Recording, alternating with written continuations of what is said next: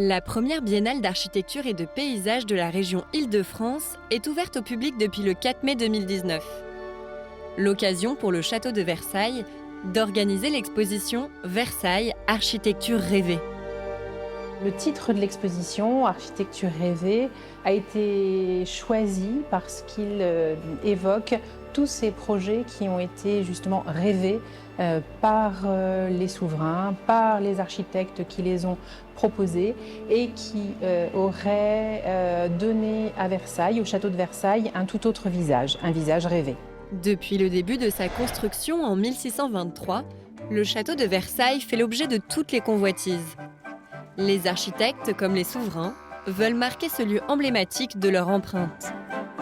On va découvrir des projets du règne de Louis XIV jusqu'à Napoléon, des projets d'agrandissement, des projets d'embellissement, des projets pour mettre le château au goût du jour, pour en faire un château plus majestueux, plus noble quand on le découvre depuis la ville.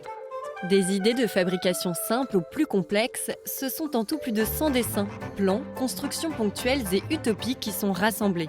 Comme cette proposition assez originale. Parmi tous ces projets, le plus étonnant est sans doute celui d'Étienne-Louis Boullé, qui se rapproche de toutes ces utopies de la fin du XVIIIe siècle et qui aurait donné au château de Versailles une allure néo-grecque ou néo-égyptienne ou néo-perse dans lesquelles on a du mal à reconnaître le château de Versailles. Par la fascination qu'il suscite, ce bijou architectural français aurait pu avoir un tout autre visage que celui qu'on lui connaît aujourd'hui. Pour découvrir quelles apparences le château de Versailles aurait pu prendre au fil des époques, l'exposition est à découvrir jusqu'au 4 août 2019.